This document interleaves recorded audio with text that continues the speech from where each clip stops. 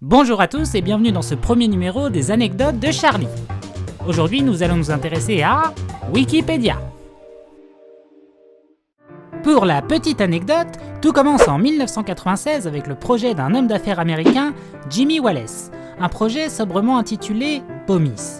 Et vous allez me dire, mais Charlie, BOMIS, qu'est-ce que c'est ? Un site visant à partager du savoir et de la culture sur Internet ? Une base de données regroupant des articles scientifiques et hautement intellectuels ? Eh bien que nenni mes petits amis, puisque BOMIS est tout simplement un site de boules. Ou plus précisément un moteur de recherche qui permettait, moyennant la souscription d'un abonnement, d'accéder à une importante base de données d'images érotiques et pornographiques sur Internet. Fort du succès et des bénéfices engrangés par ce moteur de recherche plutôt lucratif, notre ami Jimmy Wallace, le futur créateur de Wikipédia, que l'on peut voir ici en charmante compagnie, décide alors de lancer en 2000 un projet qui lui tenait depuis longtemps à cœur, Nupedia.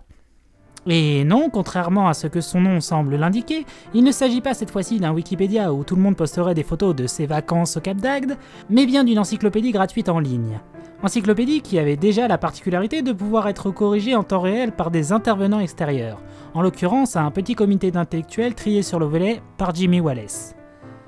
Ça me rappelle vaguement quelque chose. Jimmy nomme alors son bon copain Larry Sanger, rédacteur en chef du site. Et non, malgré les apparences, ce joyeux luron n'est pas un dangereux psychopathe en cavale, mais un éminent docteur en philosophie reconnu par ses pairs, et futur co-créateur de l'encyclopédie la plus consultée au monde. Alors je vous demanderai de lui témoigner votre plus profond respect, s'il vous plaît. Bande de coquinous. Malheureusement, au vu d'une politique trop stricte concernant l'intégration de nouveaux articles par le comité rédactionnel de la firme, la rareté des contributeurs compétents et donc des articles pertinents auront finalement raison de ce beau projet. Et c'est suite à une longue discussion autour d'un verre que nos deux compères vont alors avoir une idée de génie. Ouvrir la contribution au plus grand nombre et non plus à une poignée de binoclars chauves en manque d'affection. Voici une brève reconstitution de ce qui s'est passé ce soir-là.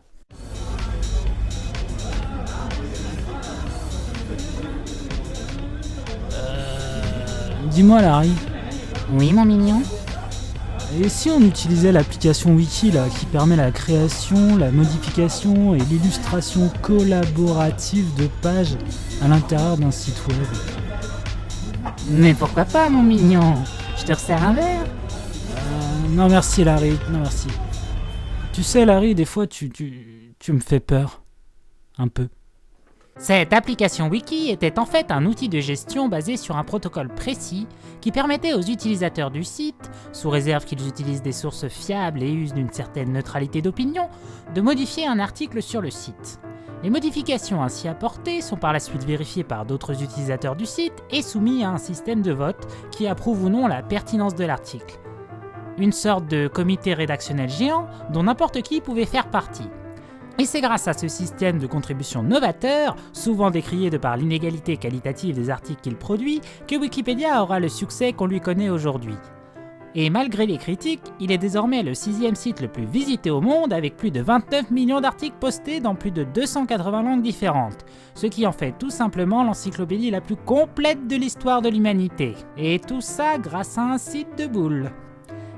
Eh oui mes coquins, pour comparaison, la célèbre encyclopédie de 1751, réalisée par Diderot et d'Alembert, contenait seulement 71 818 articles, écrits uniquement en français et fut tirée à 4255 exemplaires, ce qui était déjà plutôt pas mal à l'époque, sachant qu'il contenait 17 volumes de texte et 10 de dessins, faits entièrement à la main.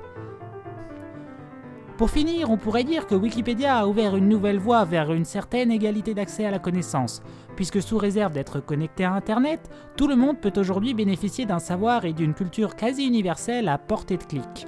Pour info, la fondation Wikipédia ne compte que 35 employés et se finance uniquement par un système de dons. Par comparaison, Google en emploie près de 60 000 et touche près de 90% de ses revenus grâce à la publicité. Donc si vous avez envie de dépenser de l'argent envers quelque chose de vraiment utile, faites donc un petit geste pour nos petits rats de bibliothèque de Wikipédia. Et n'oubliez pas de cliquer sur le petit pouce bleu et de vous abonner si cela vous a plu.